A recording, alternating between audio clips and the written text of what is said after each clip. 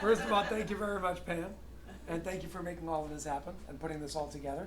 I don't know if any of you know, some of you may be business owners, so you understand that it's not the easiest thing to put something like this together in terms of, finding a building and, leasing a place and getting all of this put together. So really, thank you for being. I bought this place. You bought it? Yeah. Congratulations. Well, thank you for putting all of this together, and thank you for having me here as well. Thank you. All righty. So this is, I think, I say our because my fiance is in the room, so we're traveling together. So it's our fifth event, I think, fourth or fifth event. We're having a great time. I have no idea what day it is. So it's a great time, and that's kind of how we try to make this whole thing happen, because it's a lot of traveling, and we want to make it as smooth and effortless along the way while doing a lot of stuff along the way. So again, thank you guys for having me here today. We're going to cover a whole lot, but the way that I usually like to start this thing, and if you guys have ever watched any of my videos or live streams, I never plan anything. I don't believe in planning things. I believe in having like an intention, a direction, but like, for example, if I was ever a politician, maybe I will be one day, just to mess with everybody. But if I was ever a politician, I would never be able to read a speech. I don't know how they do it. It's very fake to me. And I just like kind of understanding where we're all at, because every audience that I speak to is different. There's a different energy in this room than there was yesterday, and different yesterday than the day before. So to read that, instead of just trying to be psychic here, I'm actually going to ask you guys, what is it that you guys actually want to walk away with here today? So when you leave today, what topic did you wish, or could you have wished, would have been covered today? And I'm going to ask you guys that. You can raise your hand, say it out loud, whatever it is. I'll write it down because I want to find a way to actually incorporate that into a base that I do want to share with all of you today. So we're going to start that way, and then we'll get the show on the road. So anybody, could be any topic, any question, anything, nothing's off the table. By all means, that's why I'm here. Yes? I would like to walk out of here feeling like I heightened my frequency. Okay. So maybe certain like tools and resources, let's call it, to heal. All right. What else? Yes. I would like clarity about the future of frequency in groups. What was the second thing you said? Frequency in groups, like in rooms, like what more clarity about what's to come. Meaning, are you talking about technologies? Yeah. Okay. Yeah. So, future of, let's call it energy medicine. Alrighty. Anybody else? Yes. Kind of expound on what she said. I want to understand fully how this works. No problem. I got you on that. I mean, I've heard it a lot, and I know it's affecting me, but I'm just one of them guys, I want to see the nuts and bolts how it works. So today you will not hear a lot and a lot. You're going to hear a little, because it's not that much. It's actually much simpler than many people have made it to be. Okay. And I don't believe in making things complex. I think that if something works, and we know that it works, there's always a simple mechanism by which to explain it. Now that's my job. I'm not a doctor, I'm not a scientist. I'm a kind of like a regular dude that's in between the regular people that are not the doctors and the scientists, and the people that we don't always understand their terminologies and languages. And because of that, and kind of in my nature, I'm very curious. So when I hear something I don't understand, I know that there's a way to understand it. We just need to kind of, distill that down to make it simple. So I'll do that here for you today, to truly understand from a scientific basis how this works with using very, very simple words that I believe you'll be able to walk out here with and truly remember, because it's not that complicated. Yeah. What inspired you to create it? I did not create this. This is not my invention. No. But I can answer what inspired, or kind of give a backstory of why am I standing behind something like this, right? What inspired the mission Okay. that I'm on today. So we'll call it inspiration of mission. Okay? We'll do one or two more, yes? How can somebody like myself propel the TLS? Propel, when you say the TLS movement, because now there's confusing lines between the two. You talk about the organization, Yeah. okay? The mission that they're.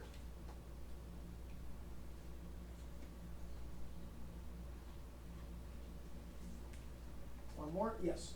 How long has the energy enhancement system been around, and for the people that have been using it for that long, what are they like today? So what are their benefits today? We're gonna write history of tech. Okay. So now we're gonna begin.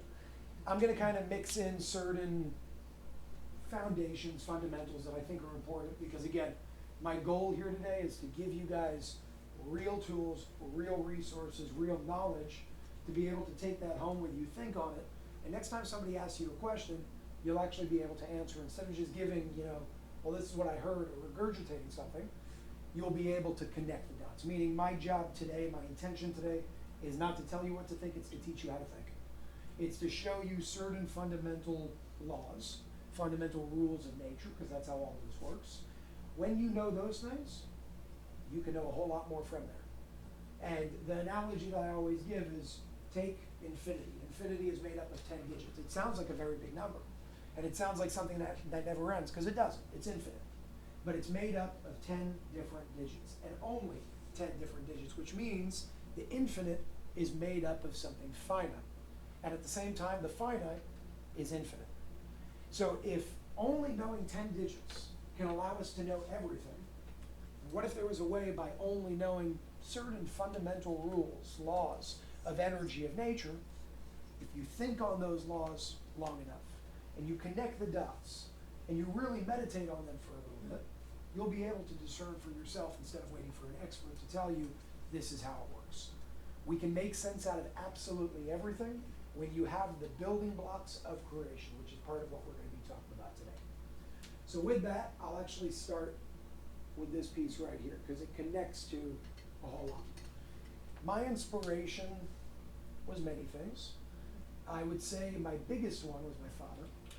He passed away about a month and a half ago, unfortunately, and super, super hard time in my life, but it's still hard time, but it allowed me to almost like double and triple down on a lot of the things that he taught me. So how does what he taught me connect to what I'm doing today? He's a man, was a man, I always speak about it in present tense, a man, businessman, real estate man, that's what he did. But that's not what he loved. That's what he did that made him money. What he loved was healing, alternative medicine. Now, he wasn't a doctor, he wasn't a scientist, he wasn't any of those things.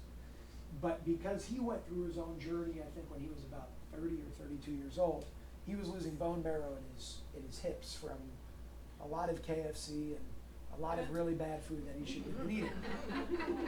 And the doctors told, and he was, super regular at that time. This was about 30 years ago. I wasn't born yet. And the doctors told him in about a year, you're not going to be able to walk. You will not have enough bone marrow in your hips. You will be in a wheelchair. You're just going to have to get used to it. There's nothing you can do about it. And he's me and him are very alike. We're very, no. We have to speak, we have to talk, and I got to be able to stand on my own 2 feet. Otherwise, I'd rather not be here. So his mentality took him to a really good place. And he started learning, he started reading, he started understanding and going through this health journey in a completely different way, understanding the power of your diet, the power of your food, the power of clean water, the power of clean energy, the power of energy itself, and how to use it. And that kind of helped him heal himself to a point where, because he liked sharing a lot of things, he saw other people sick, and as a friend, he said, why don't you do this? Why don't you do this? And it worked. Because it worked, and he was helping people kind of indirectly, he started learning more, to a point where, and this one I could testify for because I was alive. When I was a kid, every other day, sometimes every single day, there was somebody coming to my home after work hours to see Manny Shurka, because they wanted him to read their blood test. He's not a doctor, he just got really good at it. And they wanted to hear his opinion on what to do next, because the receipts spoke for themselves. Sloan Kettering Hospital in New York banned him. They banned him from walking into that hospital, because every single time somebody called him And he walked in, they walked out as a cancer patient. And they got pissed off. They actually banned him from the hospital. It was a crazy situation. So back to my inspiration, that is a very big piece of my inspiration of what I'm doing here today. Because I was able to see firsthand, not just somebody telling me everything's possible and you don't need this and there are other ways to go about health and wellness. I saw it. I saw people with 2 or 3 months left to live, death sentences that their doctor gave them, and a simple shift in small little things. For example, there was one woman, almost dead, stage 4 breast cancer. I was in the room because I just wanted to learn what was going on. She was okay with me being in the room with my father there, and he said, based on what I'm looking at, you have a really big problem with coffee. Stop drinking. She stopped drinking it. Everything passed. I'm looking like, what the hell is that? Now, that's not for everybody. That was for her. There was another person where, and I'm giving you these examples to show you how the things that we don't even think about may be the things that are making us the most sick. There was one person that lived in New Jersey, and also she had I forgot which cancer, but high stage of cancer. And one of the first things that he did, that he also taught me to do, which I don't do to the level that he did, but he would go to their house and he would measure a lot of things. He would see, okay, let's measure your water. Let's see the food that you have in your fridge. And let's measure the electricity, something called dirty electricity in your home, which is high levels of radiation. And he found that behind this individual's headboard on their bed, there was something going on that was extremely toxic radiation speed. There was a lot of dirty electricity in the outlet. There wasn't even anything plugged in. They removed it, they plugged it, and the cancer went away. So it goes to show you that sometimes we're just not looking at the right thing. We're looking at the wrong thing, but we've been taught you got to do X, Y, and Z, and that's the only legal way to go about, cancer in this case. 3 ways: chemo, radiation, surgery. And there's so many other things to be able to do. So back to the inspiration, it comes from a place of seeing what I saw firsthand, knowing what was possible, and saying, he did it to maybe a few thousand people over the years that he was doing it, from a friend to a friend, and I wanted to bring it to a different level. I went into the family business. I didn't care much for it. It wasn't something that was very satisfying to me. Good money, but not purposeful. So I left right before he was retiring. He was very upset with me. But I left right before he retired, and I started doing what I did with Unified. And what started as Unified TV turned into Unified Healing, and will continue expanding in many, many different ways. So that's the inspiration. Now, when it comes to why we're all actually here, I want to give you all a history lesson that is kind of interactive. That's important to understand why we even need a room like this in the first place. And it's actually a very sad answer. But the faster we can acknowledge the history and the present reality that I'm about to share, the quicker we can come out of the problem that we, all of us, maybe not in this room, but all of us as human beings have created for ourselves. We can blame whoever we want and Big Pharma and these bad guys. They're not the problem, we're the problem. We allowed them to do what they're doing. And the only way that we're going to stop that is if we understand how they are doing what they're doing. So, quick history lesson. And they've done a hell of a job. They really have. I mean, if your intention was let's control the world with a small group of people, how do we control 8 billion? It's not going to happen physically. You need to do it differently. You need to get the people to control themselves. You need to get the people to fight against each other. You need to control the flow of information and knowledge to such a point where people believe something that's not true, but they believe it so strongly that they will die on that hill. And that's exactly what we're doing today. That's why today, 1 in 30-something children have autism in America. The average American is on 6 pharmaceutical drugs every single day. The 3rd leading cause of death in this country is the medical system itself. By the way, that's what happened to my father. Medical error. And it doesn't need to be that way. So, to understand how we get out of this hole, we got to understand the hole first. So I'm going to give you guys a little story. Not a true story. I'm going to use a fake person, but you guys will understand what we're talking about here. Take your average Joe. We'll call him Joe. Joe, just like all of us, when he was 18, for the most part, went to school, went to college. Now, He went to a public school, it was free. When he went to college, it started costing money, especially if you went to certain colleges. So now Joe, between the ages of 18 to 22, is being taught certain things that he probably doesn't really care about, but he needs to go through that in order to get a degree, because that's the system that's been built today. You need to get a degree in order to get this job, and then from there, it's all, these statuses and certifications. And those hold ground in some places, but the system has been built in such a way where it's completely destroyed us. We forgot who we actually are. So now Joe is in college, probably took a student loan, is in debt by age 22 after he finishes college, and now Joe wants to become a doctor. So Joe applies to med school, gets into med school. Another 8 years. By 30, Joe becomes a doctor, but he's also $500,000 in debt. Now, here's what's happening behind the scenes. What Joe doesn't know. What most of us don't know. I'm going to speak just about one foundation, but this applies to many different foundations as well. And the name of this foundation is called the Rockefeller Foundation. The Rockefeller Foundation is responsible, and this is something all of you can look up, the Rockefeller Foundation is responsible for creating, specifically in med school in this case, many other things as well, but creating the curriculums that they teach in those medical schools. The Rockefeller family is also behind a lot of the big banks. So now Joe took a loan from the family that also teaches him what they want him to know.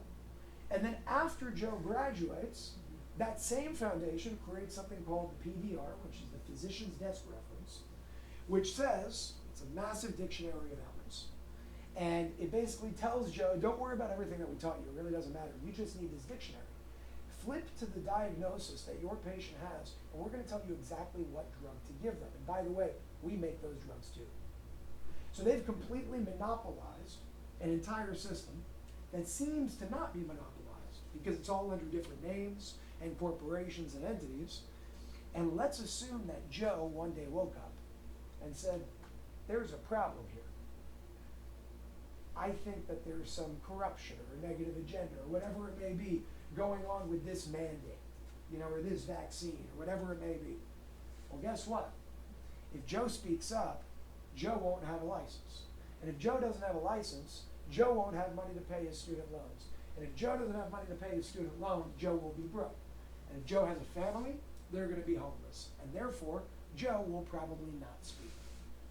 That's the system that's been built today. Now, while we have Joe, we also have Jessica. Jessica is just not a doctor, regular person, having multiple jobs throughout the day because the average American does have more than one job. Jessica has a family. She's trying to support her kids. In this case, she's a single mother. Maybe not. Maybe she has a husband. He's also working 2 jobs. Doesn't matter. But they're busy 24/7. They're living paycheck to paycheck. And when you're living paycheck to paycheck, that's another part of the system. You don't have time to study everything that I just told you about. So you go to Joe. And when Joe tells you take this drug, you're going to take the drug. Because Joe went to school for 10 years and you didn't. So if Joe says something, it's probably the right thing to do. But what if it's not? And what if the curriculums that they taught Joe are not exactly as clean as we think that they are? And even if Joe doesn't know what's going on, Joe still may be putting something upon you and imposing something upon you from a good place that he doesn't understand has negative implications to it. The point of what I'm sharing here is we're in a system now where even the most intelligent people outsource their power. Because yes, in a utopian world, in a good world, in a world without corruption, that system would work great. Because you went to school to learn something, you learned something the right way, and I count on you to teach me what you learned while I don't have time to do that because I'm doing something else. If we lived in a utopian society, there would be nothing wrong with that system, but we don't. We live in a society, unfortunately, that is run by some really, really crazy people. People that put money ahead of anything else. People that put power and control ahead of anything else. People that will not necessarily want you to die, but keep you alive and keep you sick. Because if you're dead, you're of no use to them. And if you're alive and healthy, you're of no profit to them.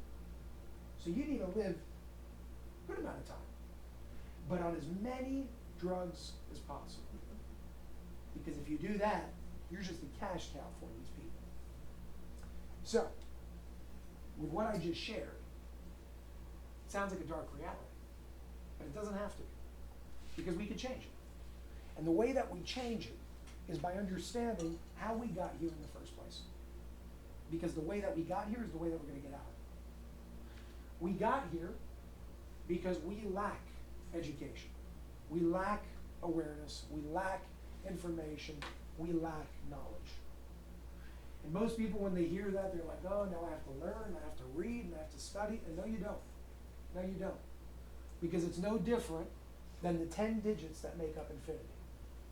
You need to know just a few things to give you those building blocks to see through all the nonsense that a lot of these people are sharing.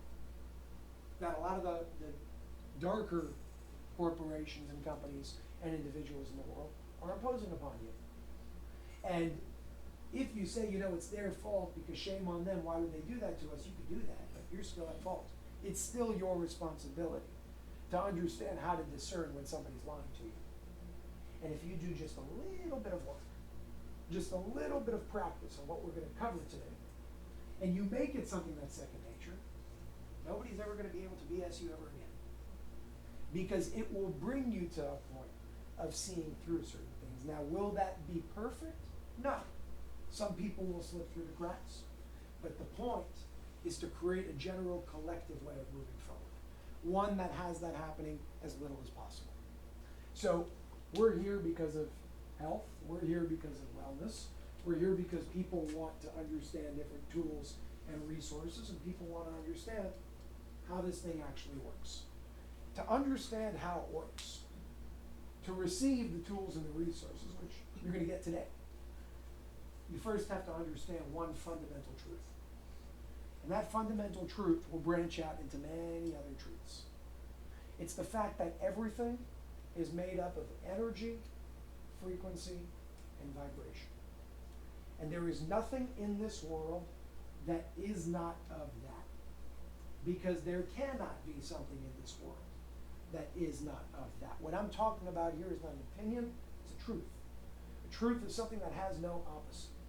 There are very few things in the world that have no opposite. But one of the only things in the world that has no opposite is beingness itself. To be. You've heard to be or not to be. The point of that whole thing is you can't not be. Because to not be is still being. Just in the not state, which it still is. That's the one thing that has no opposite. And that thing, if you want to distill it down to a different word, is called energy. If you look at the first law of energy, of thermodynamics in this case, it is that energy cannot be created or destroyed, which is a crazy thing. What else can't be created or destroyed? Nothing. There's nothing in this world that can't be created or destroyed.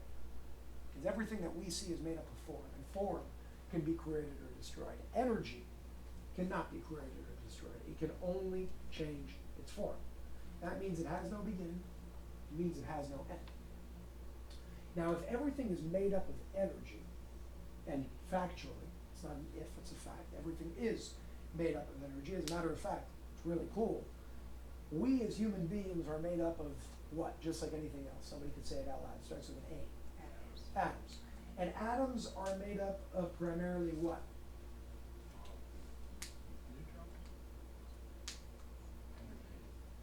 Energy. The neutron, electron, all that, proton, that's 0.00001% of the atom. 99.9999% of the atom is what dumb people call empty space. There's no such thing as empty space. It is energy. It's where everything happens. No such thing as empty, just like there's no such thing as nothingness. This is what you are. Because if we're made up of atoms, and each atom is only 0.00001% matter, that means as physical as we seem to be, we are only 0.00001% matter. and primarily made up of energy. Now, that brings us to understanding health versus disease. I'm going to ask you guys, you could just say it out loud. If you had to define the word health in one word, what would you say? One word, you could say it out loud. Thriving. Thriving. Anybody else? Happiness. Happiness. Feeling What was that? good. Feeling good. Wholeness. Wholeness. Life. Life. Now we're going to do the opposite. If you had to define disease in one word, give me the word. Negativity, pain, Low energy. sickness, low energy. Now we're going to make it real simple. When you think in terms of energy, frequency, and vibration, the difference between health and disease becomes a lot more simple. And we spoke about simplicity is what we're going to do. We're going to distill it down. And before I get to that, I'll preface with, right now when you hear all these different diseases and ailments and all these things, everybody gets confused. There's like a million different names, a million different terminologies, a million different cancers, a million new ones coming every day, and nobody knows what's going on. There's heart disease and diabetes and cancer and autism. And when you see those things, you think that they're different things. And on the surface, they are. But what if I told you that they're not? They all have a common denominator. Just like all healthy individuals have a common denominator. Before going into the complexities of the names and the ailments and the terminologies, how can we break down the difference between health versus disease? And when you think in terms of energy, it's very simple. Health is a coherent field of energy.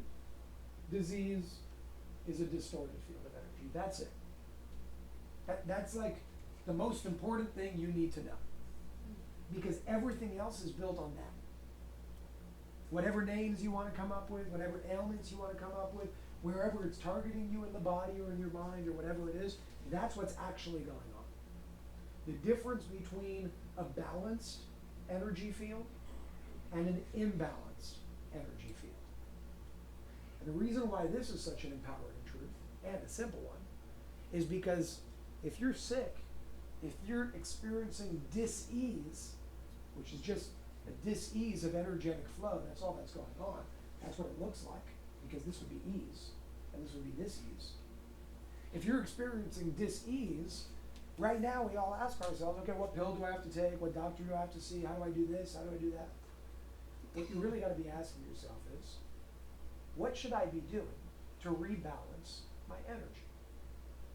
Because if you rebalance your energy, you create an environment of ease.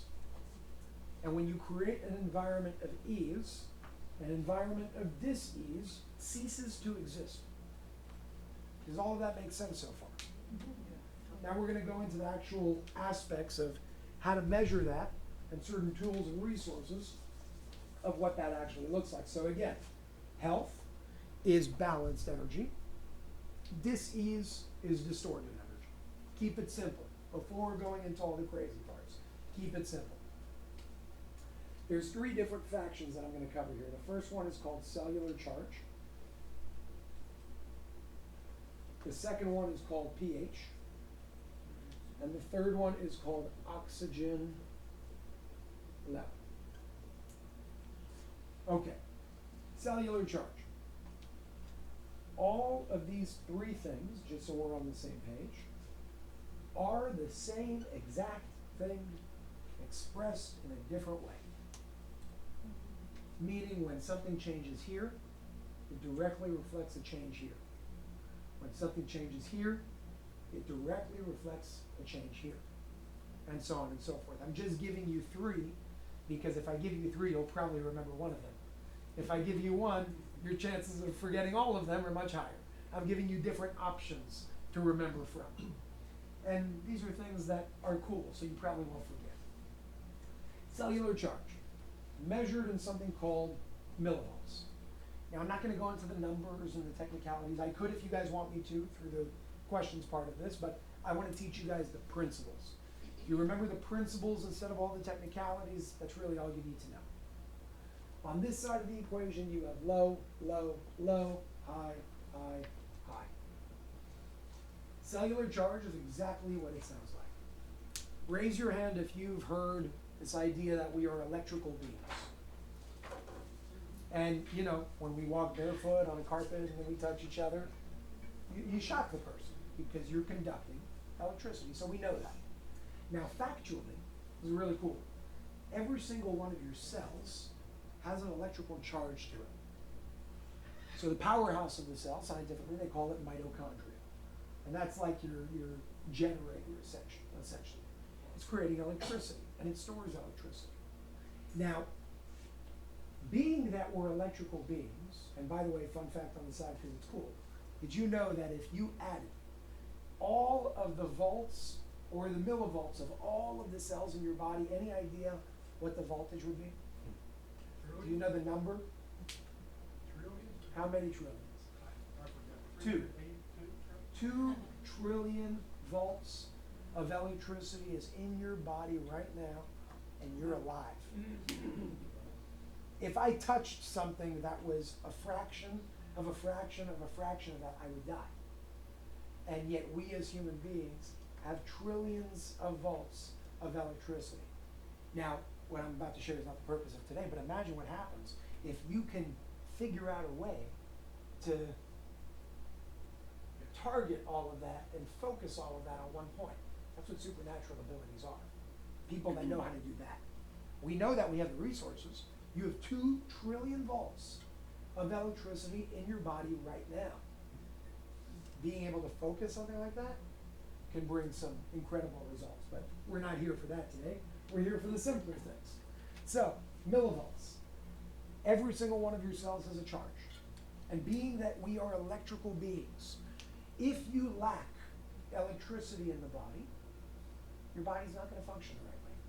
Just like when your iPhone lacks battery and it's on 3%, it's going to start delaying. It's not going to work the right way. It's going to start lagging and freezing on you. Same thing with your body.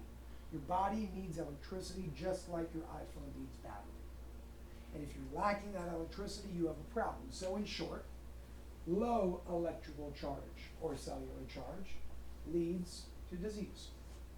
And higher cellular charge leads to health. Now we'll talk about how to increase that charge in a moment, but I want to go through all three of these. The next one is pH. What is neutral, more or less? The number. 7. And on the low side, what do we call it? Acidic. Acidic. And on this side, what do we call it? And we are taught to like which one better? Okay, but the truth is neither is good. You want here. We like this one because sick people have this one, and to rebalance this one, you use this one to reoptimize. It's not that you want a pH of 10 in your body, you'll die. You can't do that. You can't do it on either side of the equation. Now, did you know, also just a fun fact, because it's like my nerd self coming in, that pH is a derivative of voltage. It's the same thing. It's just expressed in a different way. So that means that if you have an acidic pH, you have a low cellular voltage. And if you have an optimal or optimized pH, you have a more higher cellular charge. Every cancer patient, and I'm just going to cancer because it's one that we all know, every cancer patient in the world, if you check their pH, you will always find an acidic pH. Well, before I tell you why, we're going to go to the last one, oxygen. Oxygen levels are very interesting. They sound very basic. And it goes back to about 100 years ago. This guy named Dr. Otto Warburg, Otto, O-T-T-O, Warburg, won the Nobel Prize for proving the following. When you deprive a single cell of 35% of its oxygen for 48 hours, that cell becomes cancerous. When you deprive a single cell of 35% of its oxygen, that cell, for 48 hours, that cell becomes cancerous. What that means in layperson terms is low oxygen environment creates disease. And oxygen-rich environments create health. Now, what are we actually saying? if you look at this for long enough, you're gonna realize something that flips everything that we thought we knew on its head.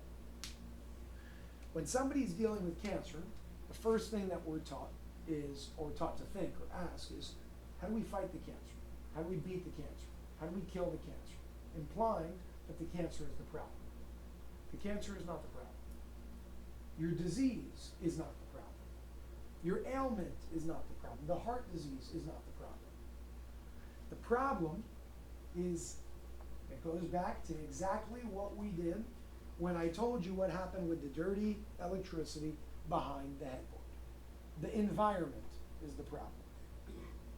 And when you change the environment, you don't need to focus on the dis-ease, because if you change the environment, the dis-ease will not be able to survive. And it will dissipate and dissolve. Cancer, dis-ease in general, exists here, here, and here. Today, we've been taught to not move from here, but just kill it. Just kill it. So, do all this radiation, nuke it, kill everything. And you may get rid of it, but you're just gonna have a new expression in a different way. Because it's the imbalanced energy, the distorted energy that we need to fix. The cancer is not the problem. It's the effect of the cause, and the cause is the environment, which is a distorted and disrupted energy field. Change your environment, change your life. Now, when you experience whatever it is that you guys may be experiencing, all of us experience something sometimes in our lives, the question will now be, not how do I kill it, how do I increase my cellular charge? How do I re-optimize my pH? How do I increase the oxygen level in my blood? And the way that you check where you're at with all of those is very simple. This one requires a little bit of higher technology, but it doesn't matter, because if you know this one, you'll understand this one. This one costs about a penny a day. It's called pH strips, Amazon Prime. You'll get it by tomorrow morning. Maybe today, if you're a good member of theirs.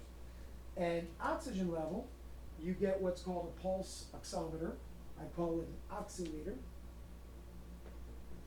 Oximeter, also on Amazon, $14. Goes over your finger, gives you your blood oxygen level, the level of oxygen in your blood, and it tells you exactly where you're at.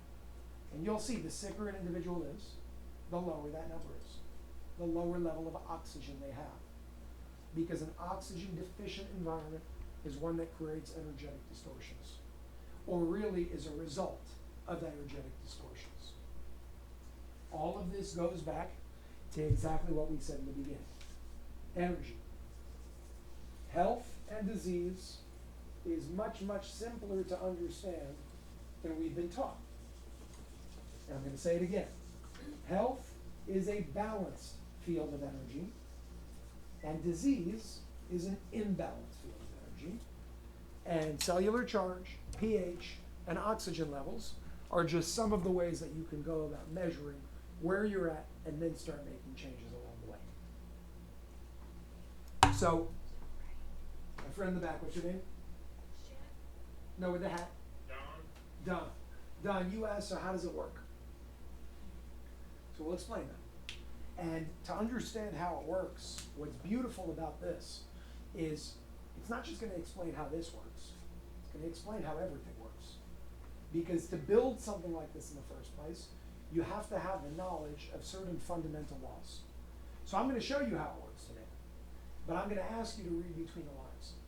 Because if you read between the lines, you'll understand how to apply what I'm sharing today to your day-to-day life outside of this room as well. Meaning this room is a super boost. You could do many things outside of this room to enhance your experience when you come here again. It's all based on natural law, certain fundamental laws of energy, and everything that I'm going to share here today is scientifically backed, and I will show you how. And if you don't understand what I'm saying, stop me, ask me, and I'll explain it in simpler terms if I can. So, raise your hand if you've ever heard the name Dr. Masaru Emoto. Do you have a keyboard here connected to any of these? Yeah. Is the keyboard here? Yeah. It is, okay, good. I'm gonna need it in a second. Okay, I'll Yeah. make sure it's connected. Thank you. To maybe the top screen so everybody can see what I'm gonna do. Okay. Dr. Masaru Emoto, for anybody who doesn't know, was a Japanese businessman turned scientist. And he had a question. His question was, is it possible for my thoughts, my beliefs, my intentions, and my words to change my environment? And this was in the 90s. Everybody thought the guy was on crack. They're like, well, what are you talking about? You cannot do anything like that because you're not touching. And just like we are today, people were more physically oriented, so they didn't understand the energy of it. So he did a study. And today they call that study the water experiment. And what he did was actually real simple. He took 2 petri dishes. And in one petri dish, the first one, he said a lot of bad things to it. So he hate and ugly and war and corruption, all these bad things to the water. So this is the bad water, the water that he just intended towards to in a negative way. And everybody's looking at him, yes. The Warburg experiment? The water Oh, experiment. the water experiment, Water, okay. yeah. So if you look up Masaru, I'll write it down. Emoto, water, experiment. And now when you look it up later, you're gonna see exactly, or you can look it up now, you're gonna see exactly what I'm talking about. So, Just taking a note. yeah, all good. So he took one petri dish and did a lot of bad things to it. You're ugly, you're bad, you're a loser, not good, all these things. And then he went to the other one and he did the opposite. And he said, I love you, and you're beautiful, and all these great things. And this was the good water. And he took each petri dish with that water and he froze it. He took that frozen water and he put it under a microscope. And he started looking at the molecular formations of that water, because water has a shape to it, it has a structure to it, on the level of its molecules. On the bad intentionality water, what he found time and time again was arbitrary, distorted sort of lines. And on the good intentioned water, he always found symmetrical shapes. He always found geometric shapes. Now that's the best I could do, so that's what we're gonna get here, but his are much nicer. So you will always, almost like snowflakes, he always found beautiful symmetrical shapes. Now, most of us still look at that, and a lot of people say, okay, so what's the point? What are you trying to say? And what I'm trying to say is this. If he just proved, time and time again, not just with water, but with plants as well, if he can prove that our affirmations, that our words, that our thoughts have an impact on the structure of water in our environment, well, we are made up of over 70% water. Water is a conductor of electricity. Water has energy move through it. And what did we say about health versus disease? Disease is a distorted shape, and health is a coherent shape. Now you have energy running through your body all the time. And if your pipes don't look like this, and instead they look like this, well then don't be surprised why you're sick. Because if it looks like this, energy can't move, it's gonna get stuck, you're gonna have stagnation. Stagnation means it's not moving. That's another nice word for dis-ease. Energy is not flowing through the body. So what this shows us is just through intentionality towards ourselves or others, we can literally and scientifically change the molecular structure of water in our bodies to one that energy moves in a much more coherent and effortless way, allowing for any blockages to clear and health to take over. That is exactly what you're looking at on the screen. And I'm going to show you. What you're looking at here, this is connected to the top. It's Yep. connected to the top, Okay. but I put it there for you to reach. You see that? I'm going to make it slower. Does anybody see that? Oh, yeah. That's English. Yeah. Now, when you're looking at the screen, you're first gonna, I just paused it. But when you're looking at the screen, and we'll talk about the history of the tech in a second, you're looking mostly at these characters. These characters are not real characters. There's something called the meta matrix. The meta matrix was something that was originally created by this guy named Robert. It has no, it's completely arbitrary. It's just saying something like this. It's saying the letter A,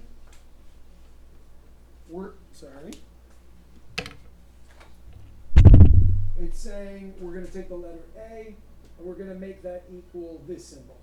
And we're going to take the letter B and we're going to make that equal that symbol, and so on and so forth. So it's an alphabet that was created to encode the English language. That's what you're looking at over here. But ultimately, I can translate it back and show you exactly what it says. These are affirmations. These are affirmations with intentionalities that are literally changing the structure, you understand that?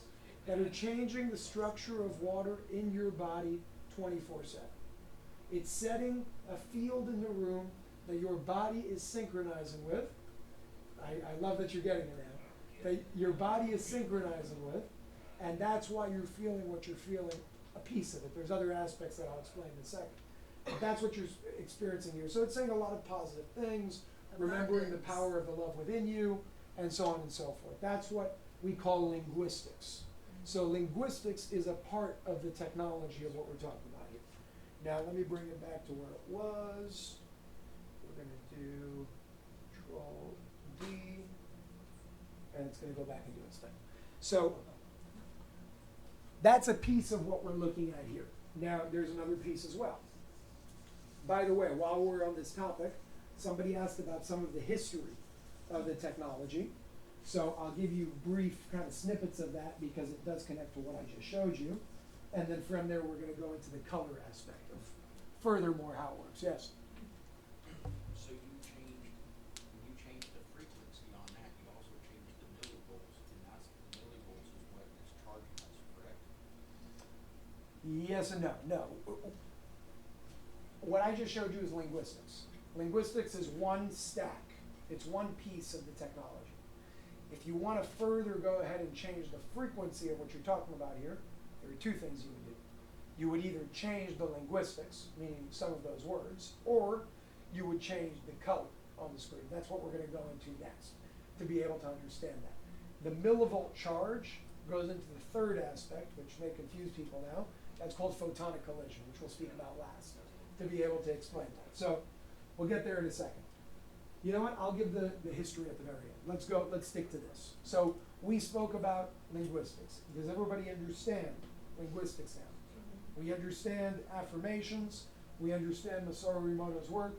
We understand how those affirmations impact the body through what's called the law of synchronization. Your body will take on that energy, change its molecular structure. Just like water takes on the energy of the label love on the bottle and changes its molecular structure. It's no different. The second aspect to this is called color. So what you're looking at here is obviously very colorful. But before I explain why and how that works, I'm going to ask you all, what is color? Without using energy, frequency, vibration, or light, what is color? Scientifically. Variance of light. Light. Ultraviolet. You're all right, by the way, but there's one term without using energy, frequency, or vibration. Do we know the order of the colors? Red, RGB.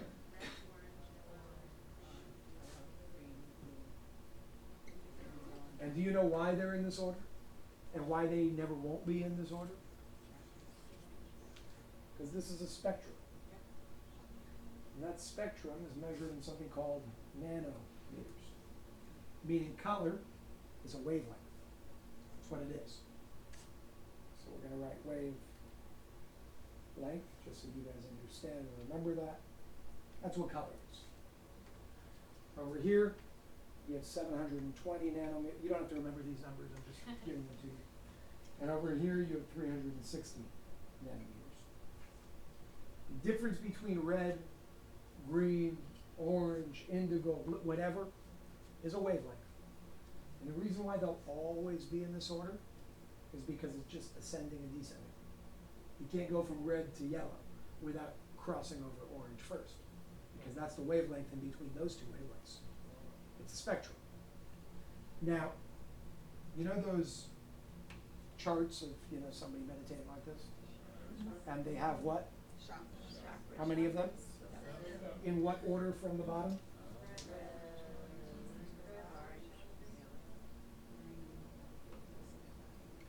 And lo and behold, it's the same thing as that spectrum. So somehow, because these charts were drawn up thousands of years ago, they knew that before we had technology to measure wavelength. Maybe they knew something we didn't. I'm going to tell you exactly what they did, because they were much smarter than we are today. To understand their way of thought back then, we first have to understand the difference between two things. The way that we operate today and the way that we should be operating today. One way is called reductionism, which is R, and the other way is called holism, which is W. Reductionism is taking a screen, computer screen, with a bunch of different pixels, and studying each pixel till you know everything about it. So you know this one, and you know this one, and you know this one, and so on and so forth. Problem is, you've spent so much time studying each pixel, you forgot what the picture is that all the pixels make. Holism is a little different. It sees all the pixels on the screen, but it never forgets the picture that it makes. Today we live in a world of reductionism. So what does this look like in action? Accutane is a perfect example. They've mastered, truly mastered, how to get rid of acne. The problem is while they've mastered this pixel, they forgot about this one, and now you get liver damage. And that goes on forever. That's what side effects are in medicine. It's a result of reductionism. It's saying, yeah, they really are experts in all these little tiny things, and you know, there are books and books and books and books of all this molecule and this, you know, whatever. But holism has a different approach. Holism says, listen, these pixels are infinite. I'm not ever going to know infinity. So instead of knowing infinity, let me just try to find the fundamental building blocks that dictate what happens on this screen. And if I know the fundamental building blocks, I don't need to know all of the things that these people know. This is great knowledge to have, but it's probably going to confuse you. Just like trying to know infinity. Where are you going to get with that? Nowhere. It's going to keep going.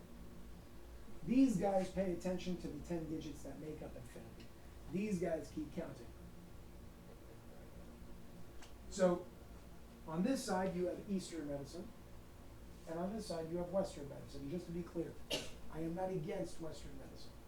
Western medicine saved my life. I would not be here today if it wasn't for antibiotics. It saved me when I had a staph infection.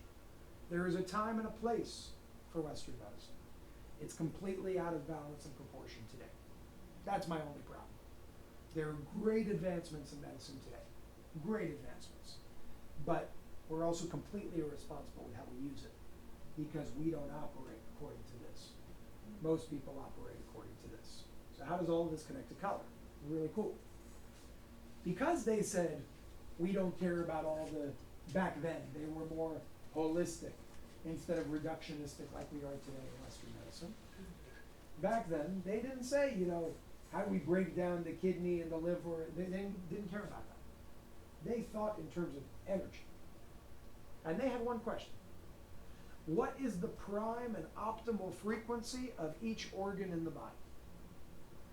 And if I can find the prime and optimal frequency of that organ in my body, then let me find what will help rebalance that organ in my body, and boom, I'm healthy. Much easier than knowing every single molecule and creating this drug that's gonna, hurt this and have this side effect, and so on and so forth.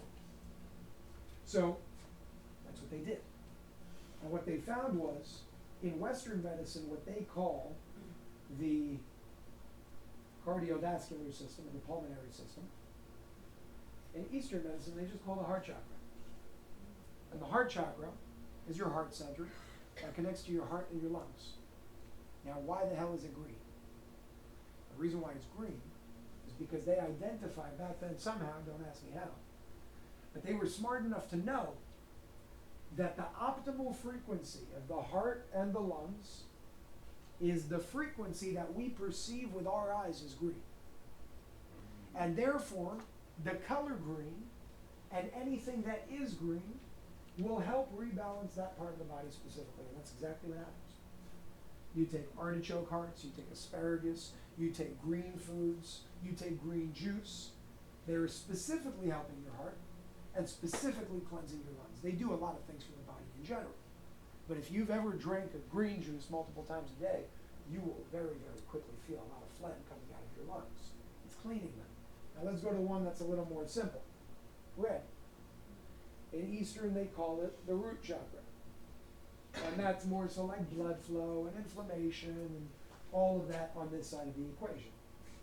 Now, interestingly enough, let's go to red foods. Cherries, cranberries, they're all good for inflammation.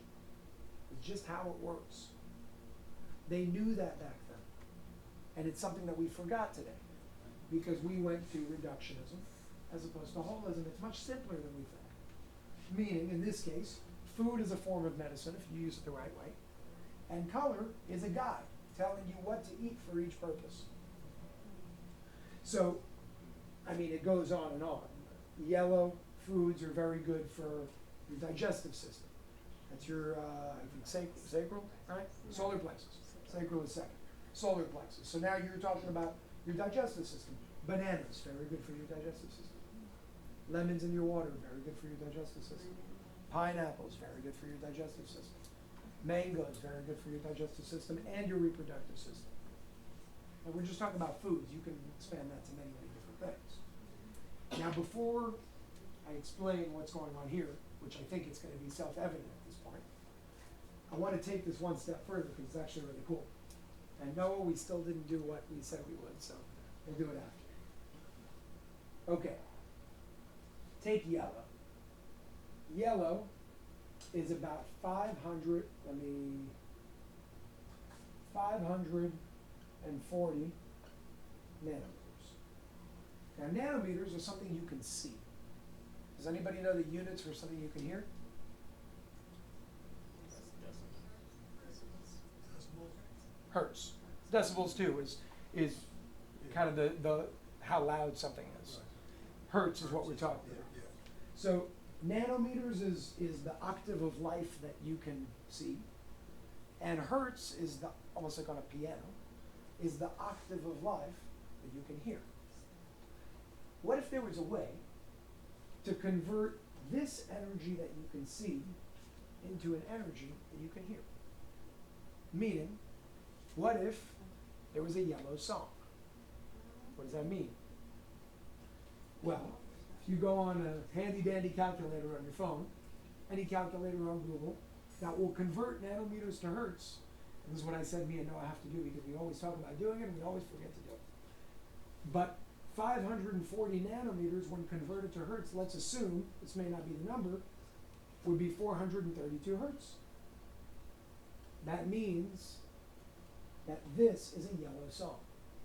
And this sound will help rebalance your digestive system, just like the lemon will, just like the pineapple will. It's about looking at the world from this perspective, as opposed to this perspective. Because it's much simpler than we actually made it out to be. Don, do you understand? Do you have a question? I'm just taking a minute at this point. Okay. Maybe afterwards. This is important stuff. This is really, really important stuff. And it sounds crazy and complicated in the beginning, but really, if you think on this for a little bit, day or two, it will become second nature to you because this is how life works. Everything is connected to everything else. You could see everything in everything else. You just need to know how to look at it. So just like on a piano, and I'm not a piano player, but I know some basics. You have different octaves, but within each octave you have the same notes. The only different is that difference is like from, I don't know, let's call it A to G or whatever it is. You still have A to G over here too. It's just deeper than this A to G. Same thing of what we're talking about here. Yellow is yellow. This is just the visual of yellow, and this is the sound of yellow. It's a different octave.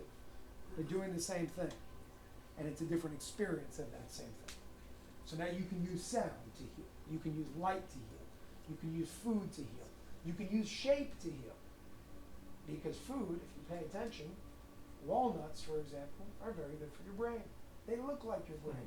Carrots are very good for your eyes. They look like an eye when you cut it. So do apricots. What are they? Grapes are very good for your lungs. So it's not just color. By the way, grapes are also green. It's not just color, it's also shape. So, why am I sharing all this? Number one, because it's some cool tools to go home with and think on.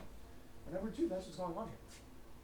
So when you're looking at different colors on the screen, well, I'll go to this one, it's easier. When you're looking at different colors on the screen, this one would be more so focused on your sacral and your heart. This one would be more so focused on the top three. So you're more so going to your heart, your throat, your thyroid, on an emotional level, your level of communication, and your ability to connect and think and meditate. And each color speaks for itself. Now there are maps. There are maps that show you two levels of the body. You have the physical body, and you have the emotional body. There's many other levels in between. But we'll keep it simple. So what I mean by that is, for example, and I don't remember all of this off the top of my head, but if you take yellow, we know that yellow is your digestive system on the physical level, but if I remember correctly, yellow, your digestive system, is also where the feeling of guilt is stored. I remember something like that from a while ago when I was actually studying this. So that will also help you get rid of guilt. It will help you rebalance those feelings. Meaning it doesn't just rebalance the physical.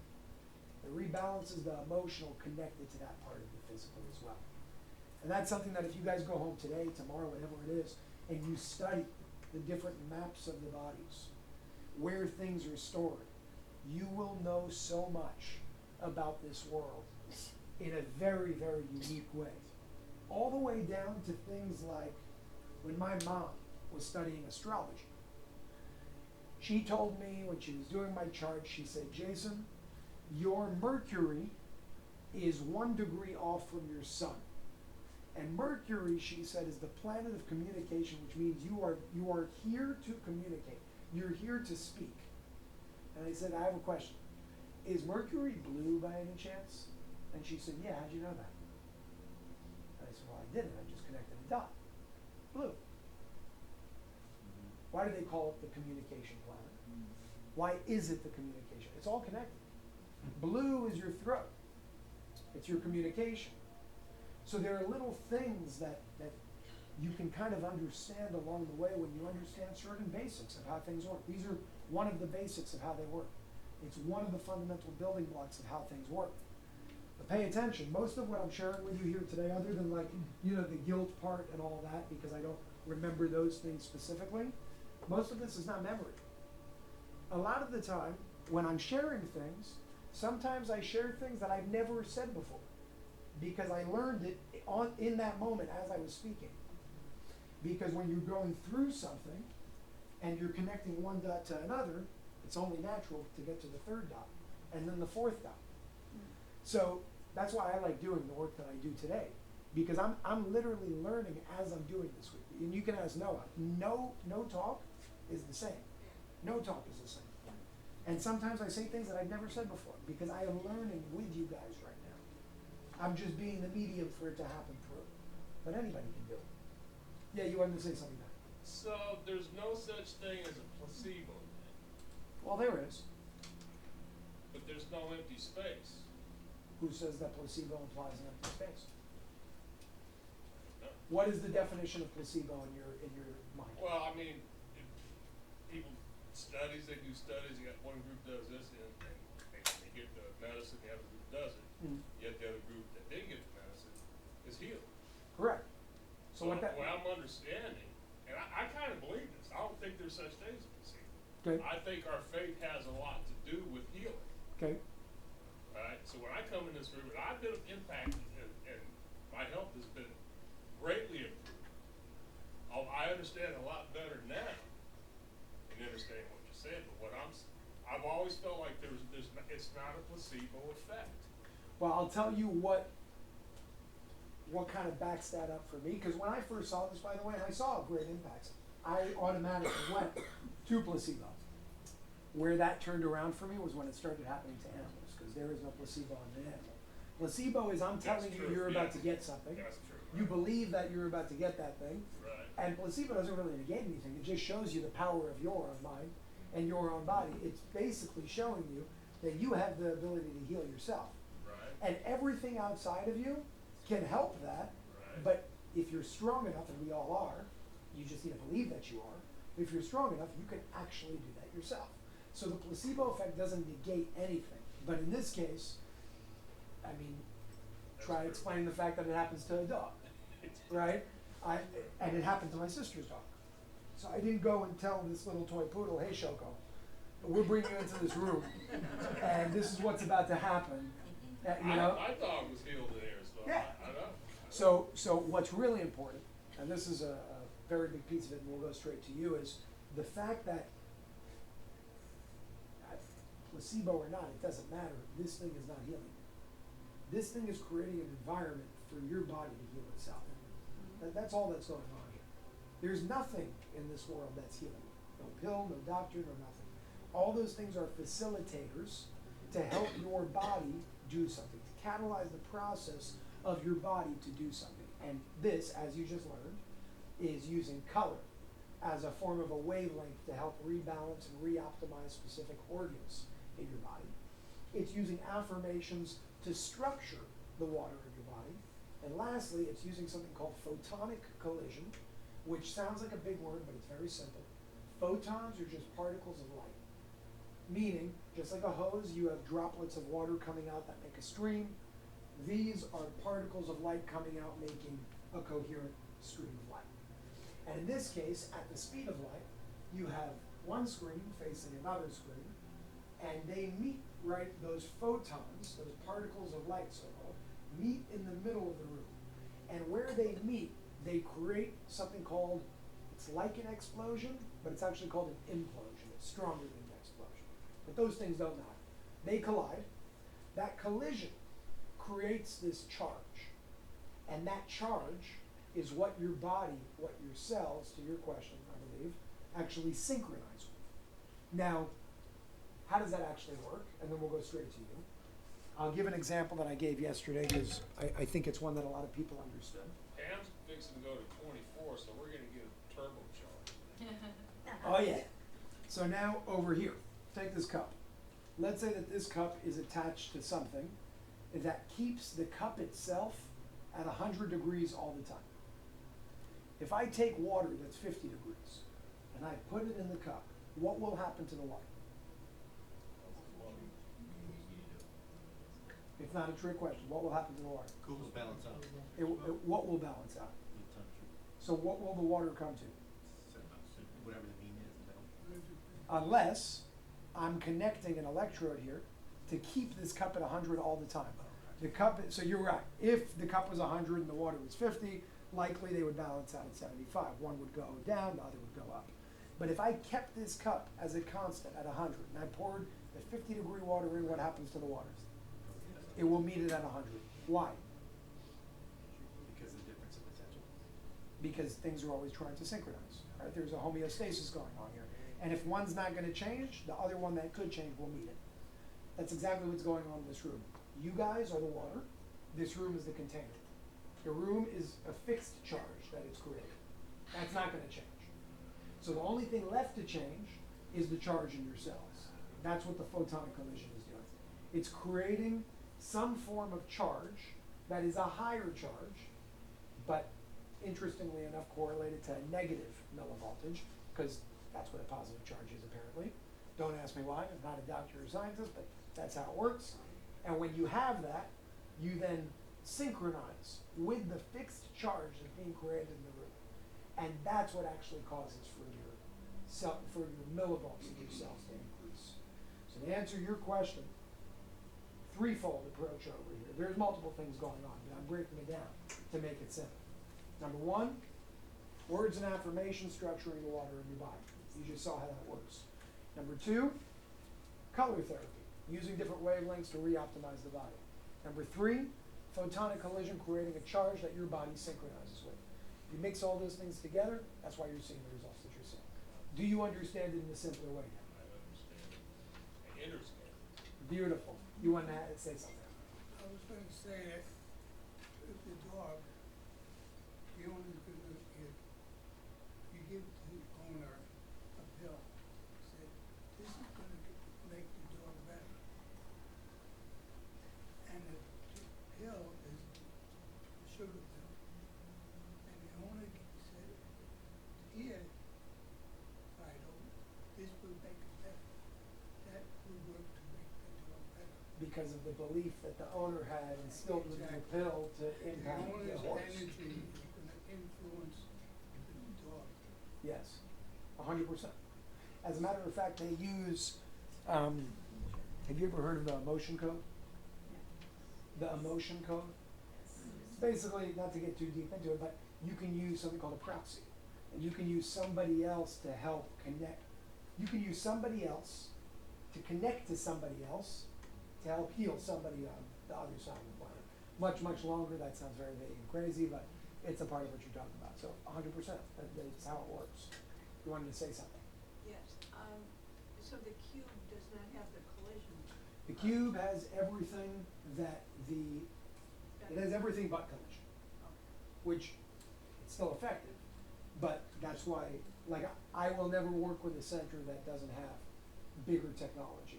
Because if you're gonna go and do, a formal wellness center, then you want something that's gonna be as strong and effective as possible. And that's like what you're looking at up there. Yeah.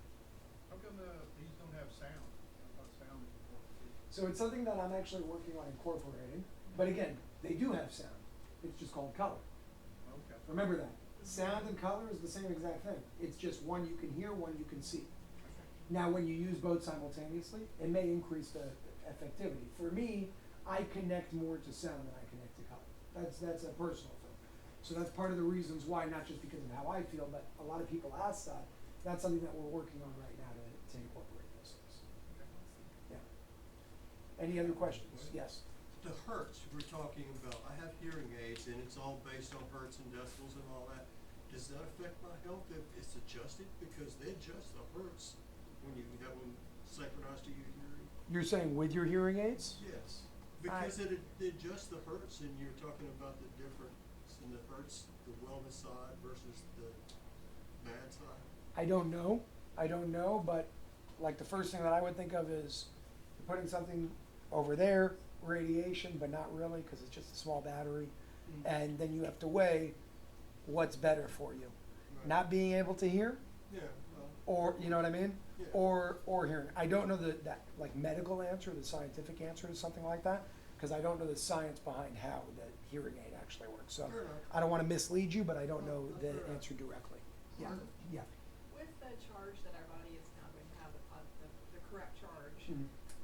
why do we need a detox then after we So when you have distorted energy in your body, we all do to an extent, and you go into something that in some cases can almost shock you into symmetry and coherence, when you go through that, you're always, not always, but you may feel certain things of those either physical things coming out of you or non-physical things coming out. Non-physical things meaning like getting rid of or releasing certain trapped emotions that were within you for a long time from a traumatic experience that happened a long time ago. detox bath is something that helps you purge. It's not an absolute necessity. I would not skip something like that. Like, you're not gonna die if you don't do it, you know? But it's something it's gonna super boost and catalyze the process of what you're looking for. Think about it like this. If you're, coughing up phlegm, and you have that thing where you cough it up and now it's in your mouth, you have an option. You can either spit it out or you can swallow it. Why would I swallow it? It's already coming out. Same thing that happens with the system. It's like shaking you in a way energetically and getting certain things loose. Now they're loose. Now they can leave. Before they harden again, let's get rid of them. And the reason why a lot of people say, well, what about the ocean? The ocean's amazing. You should always go to the ocean. The difference between the ocean and natural detox bath in this case is the bath is at 100 degrees. The ocean isn't. And when it's at 100 degrees, not that the ocean is bad, it's amazing, but hotter water does open the pores, and, a lot of things will end up coming out of you. So that's where that whole thing comes from, yes. So I'm going back to the millisole. To the millivolts, yeah. Have to be 420 or something like that on the millivolt? Say it again, sorry. Was it 420 is what our body needs on No. millivolts? So a regular human being, if you're in a regular, just everything's okay, you'll be between, and I'll write it down, you'll be between -23 and -25. Okay, so now when I take my voltage meter, because I've been here before, Yep. she gave us a piece of paper that said what our millivolts need to be. Do I have to stick the negative into the ground to check my millivolts in my body? No. So I tried that myself. Yeah, I did. Yeah, so have you ever heard of a guy named Dr. Jerry Tennant?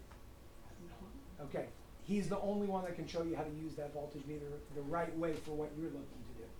Because what voltage meter are you using? I'm using a Fluke. Yes, I use the Fluke as well. That's a regular voltage meter. 87. Now, to measure it the right way, let me ask you, did you take it and put it on your forehead? I put it in the ground. Not the electrode. I went like this. Not the electrode. I did the same thing, and then I realized I'm doing it wrong. There's a technique. You need to buy a specific type of meter, and you have to put, I don't even know how to explain it, you have to put the head of the meter, not the things that you Not connect the to. leads. No, the leads are not a part of it. Okay. The leads go to the garbage in this case. Okay. The meter itself, almost like the head of it, you know how you would take it and you would put it against the wall to check something without the leads, just the head? Yes. You would use it in the same way to put it against certain parts of your body. And you need to press certain buttons on the meter to measure the difference between one when it's positive and one when it's negative, and then equate the difference. That will give you your voltage. It's very confusing. But Dr. Jerry Tennant shows you how to do it.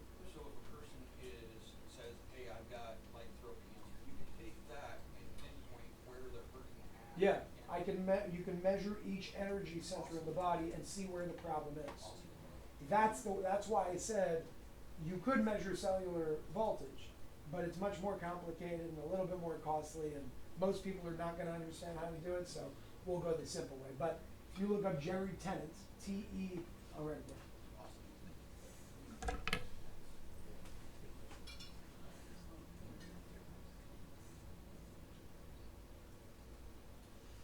I believe Two N's. two N's, right? A or E? A. Yeah, I think that's how it's spelled. So he's phenomenal, and there's a video that he actually has that shows you how to do it. I only know that because of what was going on with my father at the time. We were using certain things, and that's where I learned how to do it. Literally in the hospital, I was trying to figure out how to do it. And Noah was with me, and I took the electrode and I tried to attach it to a sink to ground it, and then I realized I'm just an idiot. I'm not doing it. Because it makes sense, you touch the electrodes, give me the charge. It's completely different than what me and you thought. So that's that thing. Now, I know some people wanted to understand certain things. We were going to talk about the history itself, so I'll speak about that briefly over here because it is a hot topic right now.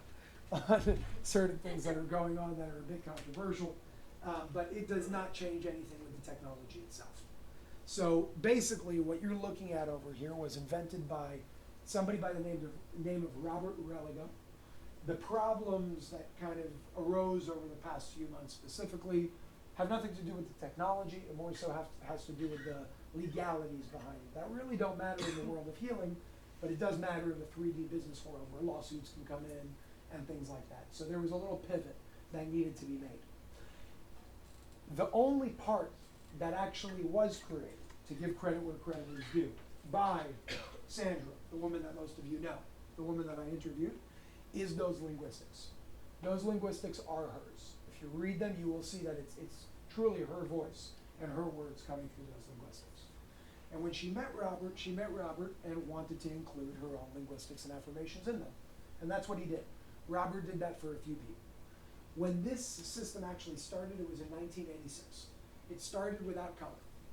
The inspiration behind it, when I asked Robert, just in full transparency, the guy is not a doctor, not a scientist, not a healer, not any of those things.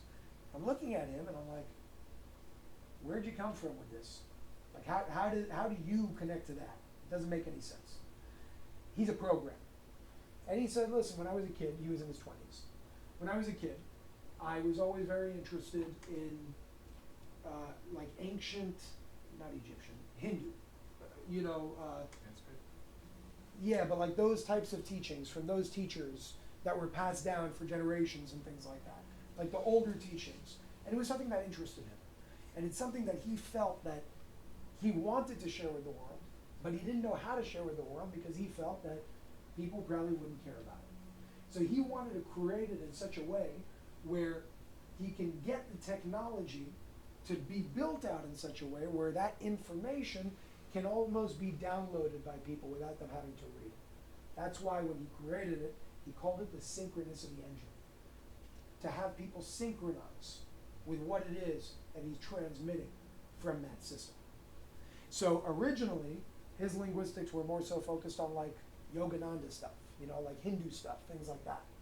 And in his technology today, he still has some of that. But there are multiple different types of linguistics that you can choose from in now what you're going to be having over here as well. Right. As you're upgrading to more systems and whatnot, screens. So the difference really between the two is it's not one is better or one is worse. I wouldn't call it any of that whatsoever because this technology here is absolutely incredible.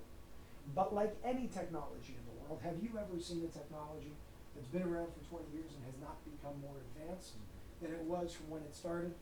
And the answer is no, every technology advances. Imagine Apple comes out with the iPhone 3 and never changed it. And we're still on the iPhone 3 today. That's what we're seeing now. And to be honest, I should have been a little bit smarter because I never asked that question. Why has it been the same exact version as it was from 2001 or 2003? Because it wasn't theirs to be able to change. So today, Robert is up to something called Synchronicity Engine version 8.6, which is exactly what you're looking at here. The only differences are there are different linguistics to choose from, which you'll be able to choose from, which I'll show you how to do. There's the ability to enter your own intentionality, which means you can actually put in your own intentionality and have some sort of control, if you will, over some of those affirmations. So whatever it is that you're dealing with, you can actually target that intentionality for you specifically, let's say, or for an overnight specifically, or whatever it is that you're doing. And the last aspect that's different is the level of colors that you can choose. This, I think, I don't know the exact number, but it's less than 20. Version 8.6 is up to 64. So and one more difference is this has 14 programs, 8.6 has 16 programs. So this is something that all of you are going to be able to experience now because Pam has it, and it's something that you'll all be able to have in this room. But something that I think is confusing a lot of people, and I just want to make super clear. Whether it is the light system as a technology or the name EE system, neither of those things are technologies. They're brand names. The technology that powers both is called the Synchronicity Engine. One has Synchronicity Engine version 7, the other has Synchronicity Engine version 8.6. That's the only difference between the two. They're both great, they're both amazing, and even version 7 has had some incredible things around the world. Now it's just further advancing it, bringing it to further places and further advancements, making it more affordable for people around the world and center owners around the world, and just seeing it advance as much as possible, while obviously Robert will be getting royalties from every single sale, because that's probably how it should have been from the very beginning, but it wasn't. So that's part of what's been going on. The history of the text started with him. Sandra did include her linguistics. That is her intellectual property, 100% accurate. But what he uses now is not with those linguistics, it's different affirmations. One of them, of the four, has anybody heard of Zyto? The diagnostic tool?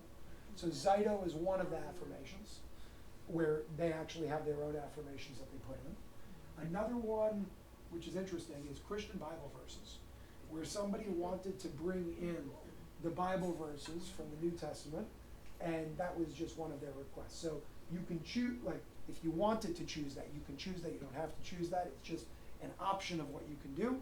And then there's one called World Peace and Harmony, and there's one called 108 Origins Restoration. My favorite one is Zyto. It's just my preference, but anybody can do whatever they want. So that's kind of the history and what's been going on there. We do have a little bit of time, so I'm happy to answer any questions that any of you have. Yes? All right, so you discussed how to increase the charge Mhm. for energy, but what about how to oxygenate yourself more? I mean, what's the optimal oxygenation or whatever, and how do you increase that? So I happen to have a big one. It's called a nose. Breathe. You breathe. Literally. That's all. Yeah. Just breathe Look how more? simple that is. Yeah. Everybody's like, put me in a hyperbaric chamber. You could do that too. No. But like, breathe. You know, breathe. Breathe. Breathe as much as you can. Breathe through your nose as much as you can. Your nose is different than your mouth. By the way, the closer you get to the end of your life, the more mouth breathing you have. That's how you know somebody's getting closer to dying.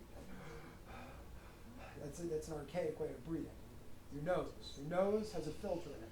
If you're dealing with just something cool for you to know, why do you have all that? You don't have hair in your mouth. You have hair in your nose. You have a filter in your nose.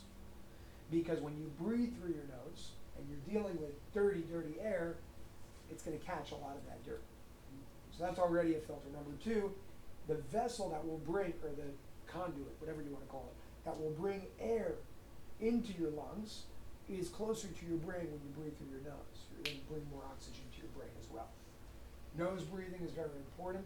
There are special ways to breathe that most people don't even know. Like when you're a baby, before you became stressed out as a human being in this world, you were breathing in and out through your stomach.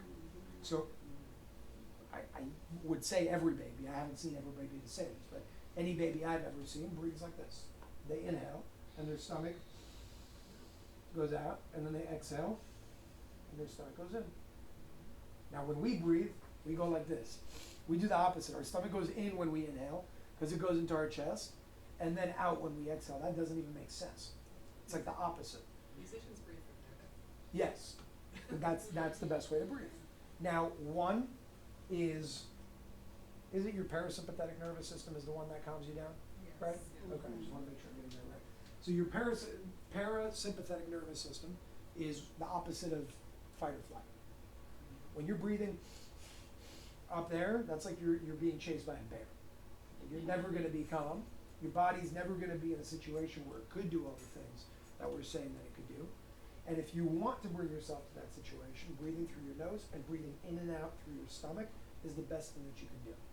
Because you have a filter, you bring more oxygen to the brain, and you're breathing in a way that I call life breathing, in and out through the tummy.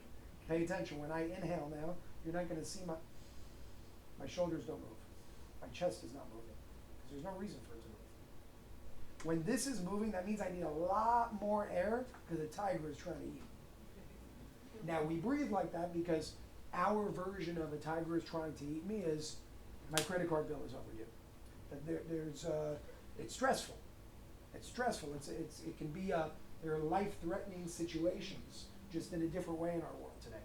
So like, I don't have money to pay this bill, or like, what am I going to do over here? You know, and all those situations put you into the stressful breathing mode. Same thing that you would have been in if there was something trying to kill you, because it's the same idea evolved in a different way. So nose, brain, stomach.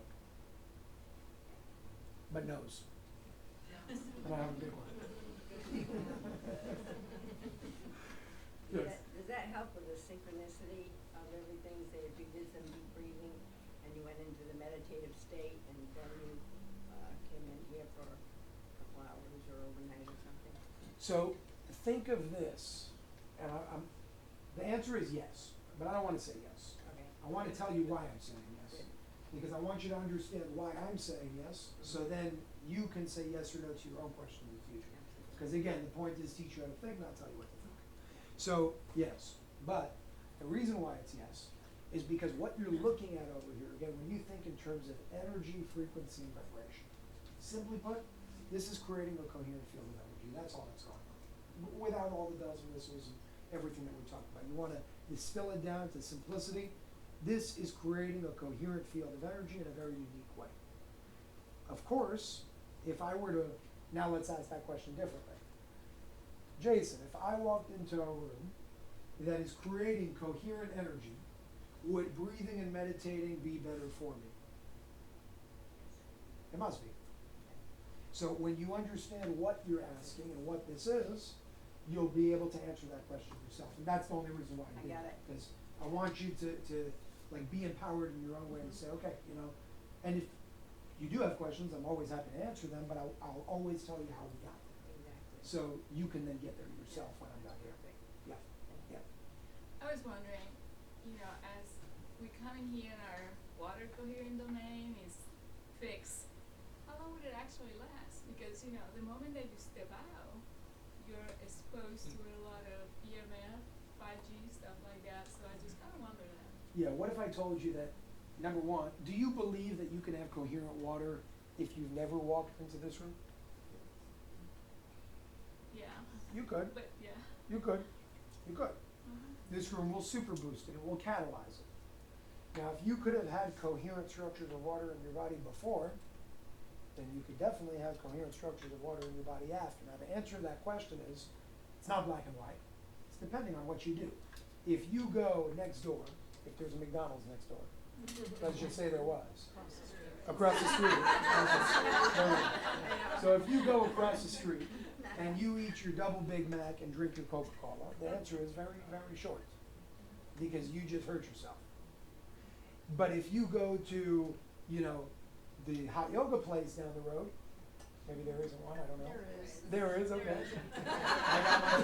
If you go to the hot yoga place, and maybe the gym, and then you do some breath work before you go to sleep, and you journal a little bit, and then you go to sleep without looking at your phone, it's going to last longer.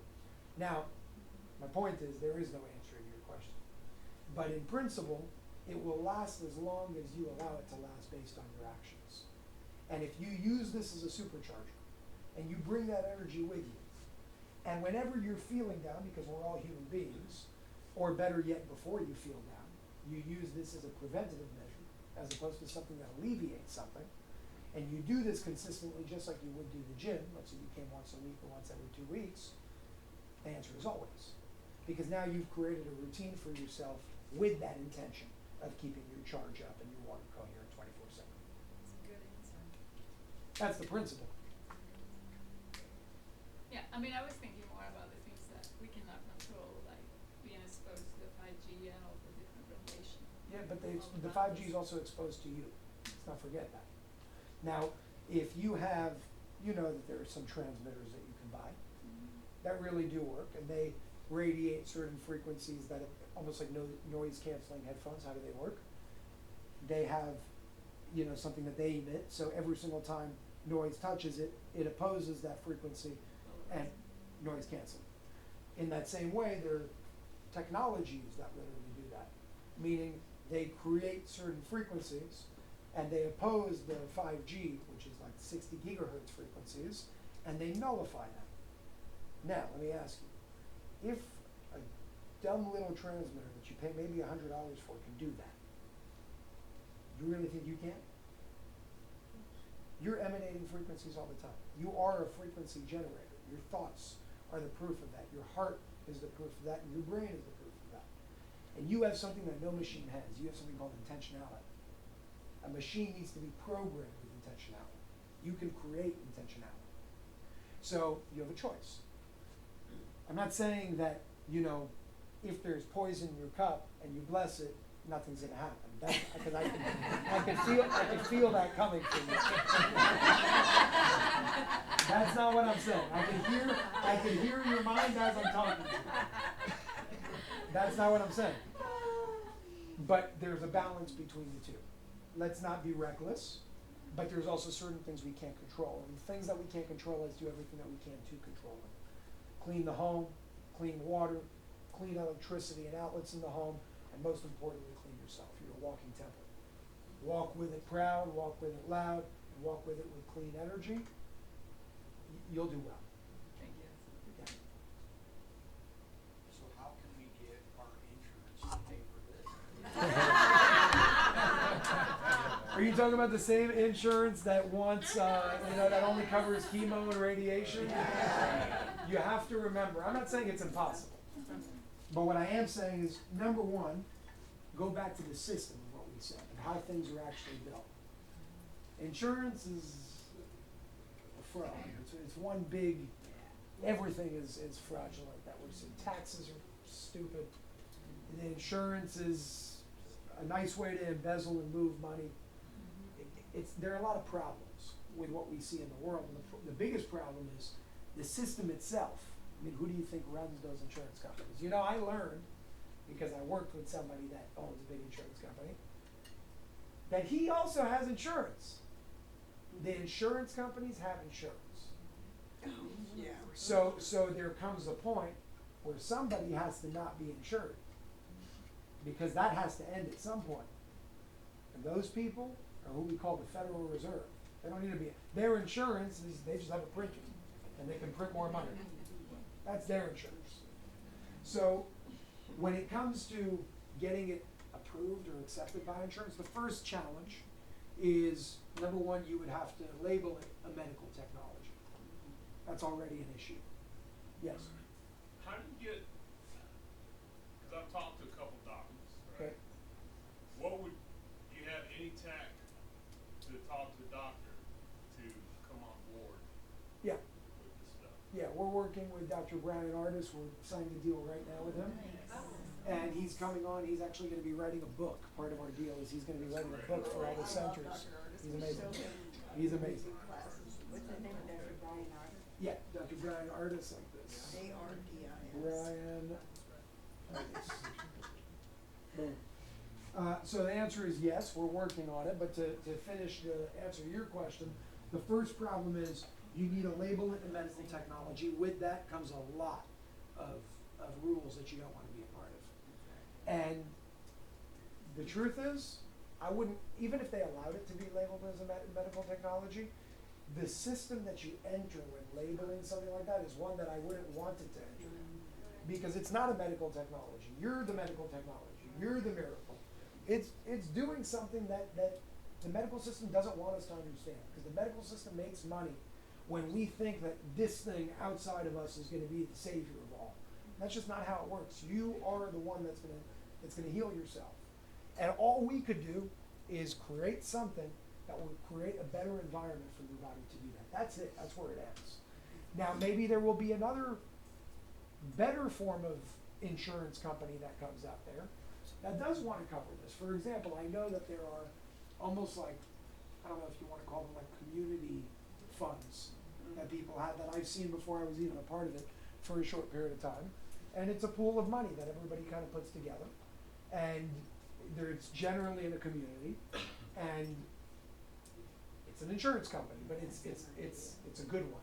You know, it's something that's based on the way that it's supposed to work, and not, the way that it works today. That's something that all of you could do too. I mean, like if you have a community here, what better way to do it than to do it with each other? Where again, it's all based on statistics and probability.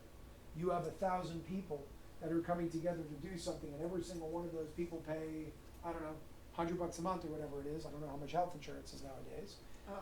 A lot more than that, I think. Let's just go. Let's just go. Okay, so $1,000 a month. And at $1,000 a month with 1,000 people, you're dealing with $1 million a month. That $1 million a month is $12 million a year. You really only need one person to be there to make sure that there's a fund being overlooked, and now somebody gets sick, what are the rules of that policy? And it's a statistics game, you know? Every single year, this is how much you can get, these are the types of doctors you can go to, this is what will be covered. You need quite a few people to have massive, massive, massive disasters to spend through that $12 million. The only difference is you're probably just not gonna make a lot of money on it. And in this case, that's how it should be. It should be a community thing where everybody gets together and somebody has a salary for doing that job, and that's about it. But insurance companies make way They're too much doing that money. in Albuquerque. A guy opened up a huge place in Albuquerque. Yeah. Worked with Blue Cross Blue Shield for 25 years. He was in his wife and he, and opened up one of the largest lagoons I've ever seen. Cool. Yeah. How big? 24 units, and they have 2 queen-size beds in there, and they have, and it's right, just outside of. Wait, but how are we connecting it to insurance? I think he's doing what. Oh, he's doing something like that. He's doing something like That's this awesome. that you just said. Yeah, it's really cool. He had worked for, Blue Cross Blue Shield for 20 Gotcha, years. gotcha. Yeah, so he knows the system. Yeah. We got a few more questions left before we do have to head out. Yes. Different shapes, future of the monitors.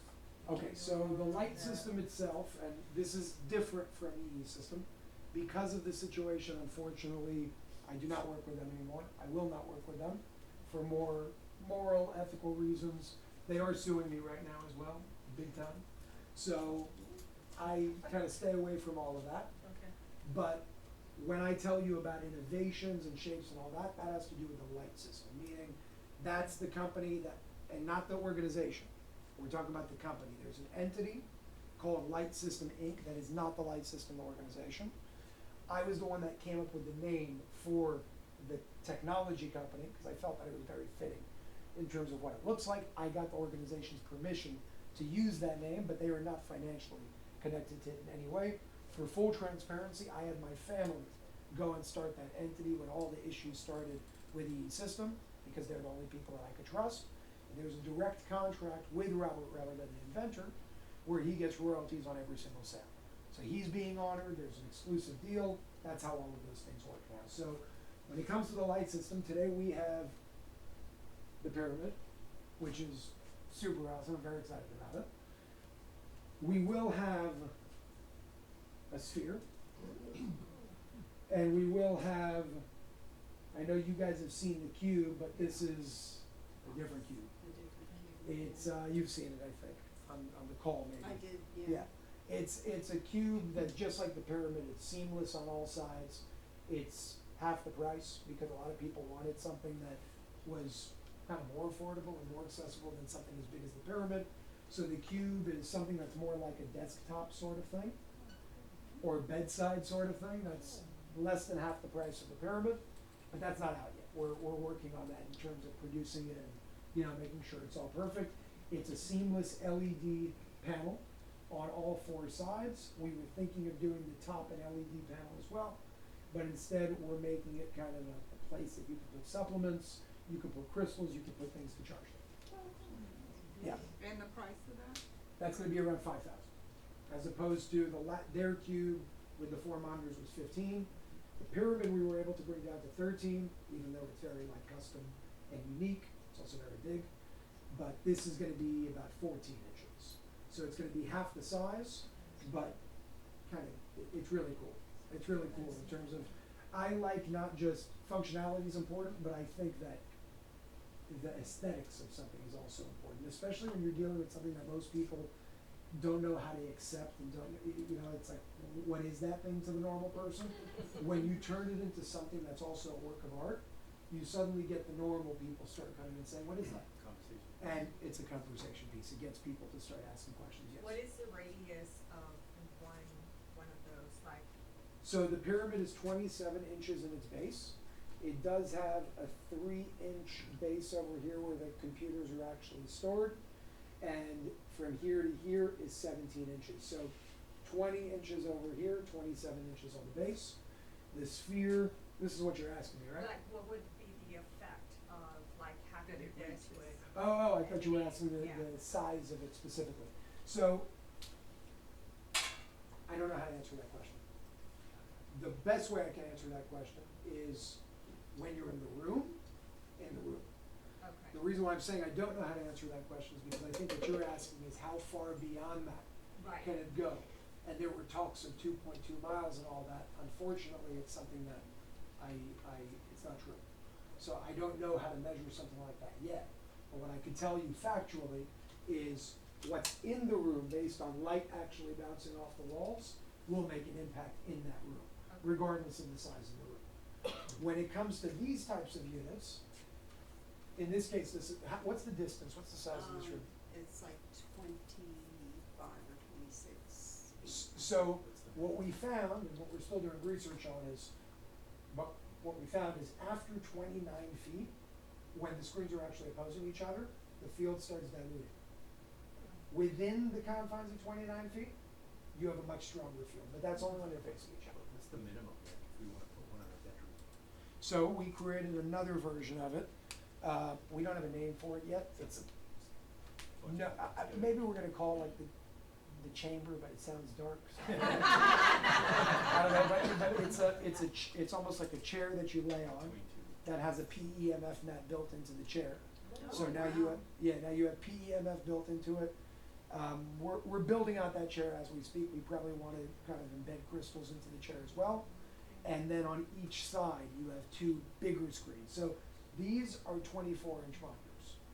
The light system has 27-inch monitors, but the chamber, whatever we'll call it, is 32-inch monitors. The reason why that matters is because the bigger the monitor, the better. That is true, but you can't have 50-inch screens here. It's not going to be feasible.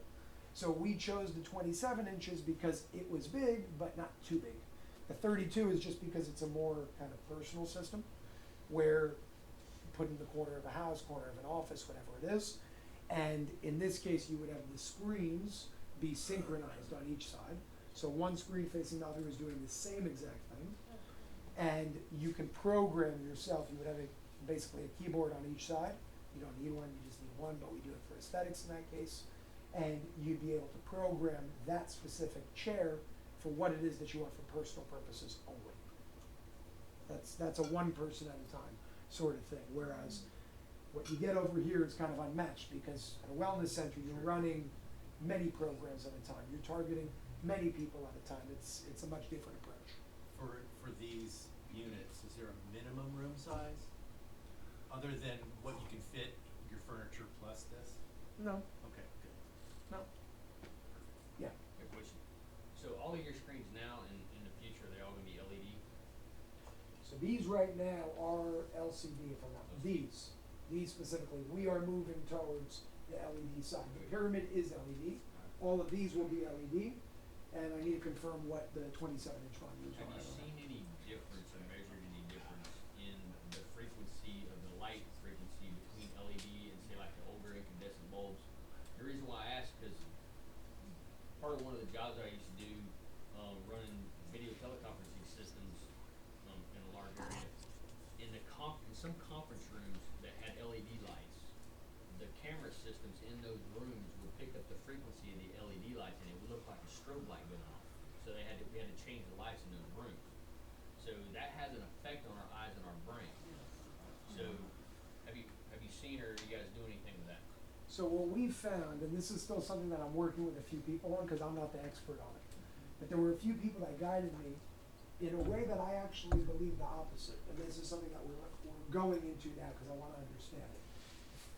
Certain very credible people are coming and they're saying, Jason, we want the LED screens. And I always thought the opposite.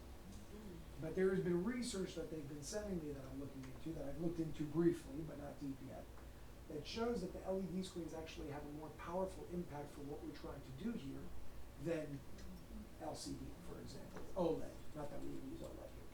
But, that is LED, it's just a much, it's more refined.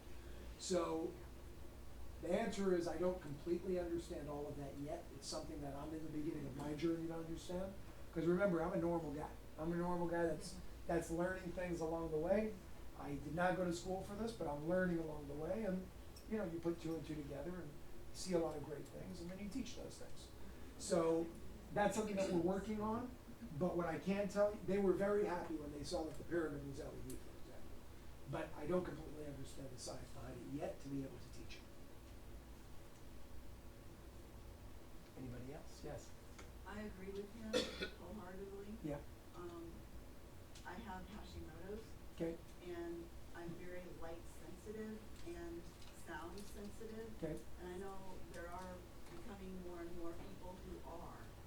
So, it's, LEDs just really hurt my eyes. And it's because of that strobe light, that flickering, Mhm. that we don't easily see, but is there. It's Yes. a very fast moving flicker. A camera would pick it up. I know what Yes. you're talking about. And it's just, it is harmful. The studies show it is harmful. That's what I for said. eyes. And I don't understand why the doctor, they're coming and they're like, you want it that way. I said, I don't understand why we want it that way. It didn't make sense to me. Right. So I I'm would- on your boat, I would because that's what I was study taught. that- Study that really, really wide and far and deep.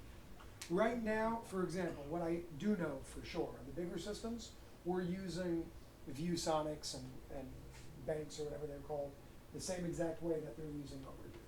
So whatever this screen is, we're using that screen as well. It's just bigger, it's 27 inches. But I don't know the exact specifications in every aspect of it. I don't believe that these are LED screens though. Yeah. We'll do about 2 more questions. Are you For- gonna be yeah. having distributors for the new, units? Okay, so one of the things, and by the way, this actually brings me to Pam.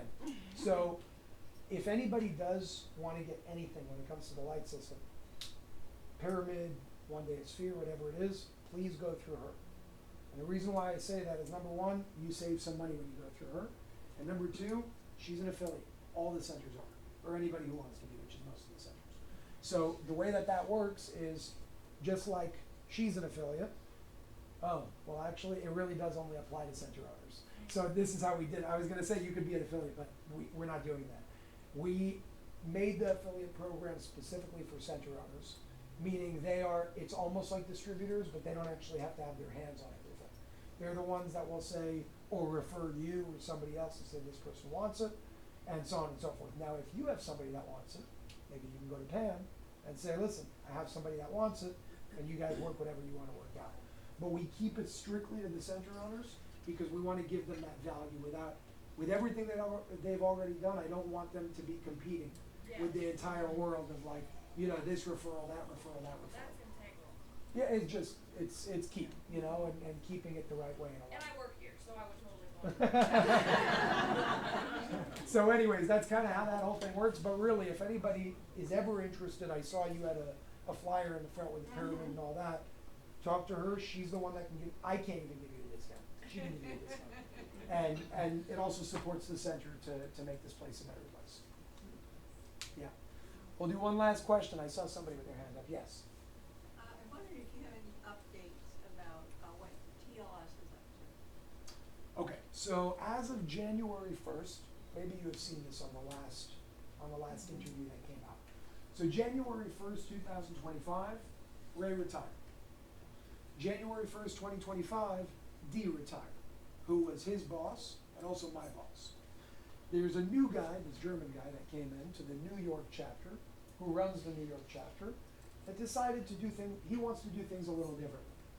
For whatever reason that I don't understand, he wants to do things a little bit more subtly, without it being as public for the time being.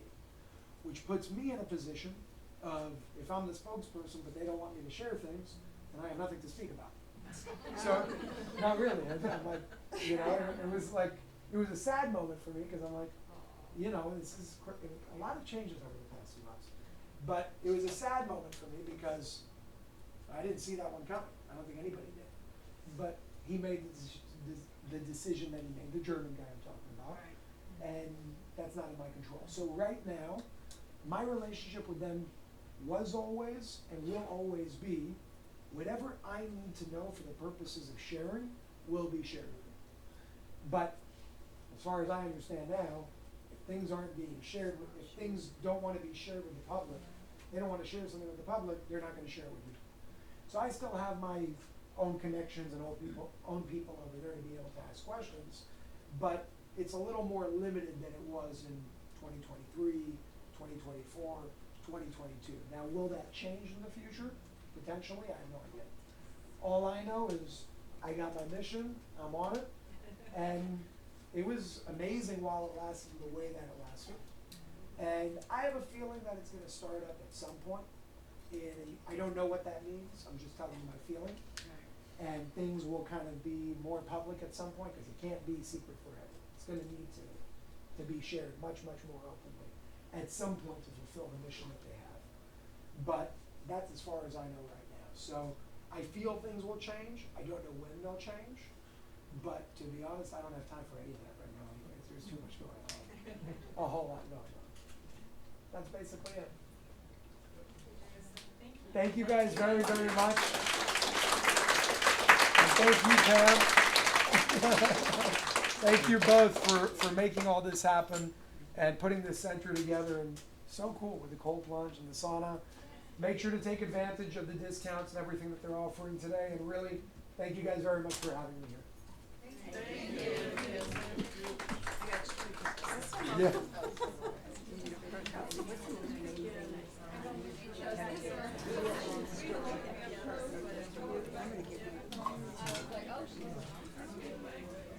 When you say undetected. Yeah.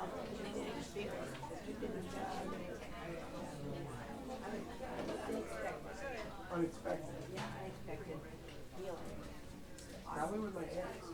My aunt, yeah, she had you're saying it's a round. What? Yeah. She had a 13.5-second uterus. And 4 hours. Now that's not normal, that's crazy. No. I have cancer on my leg that they were putting in. Yeah. And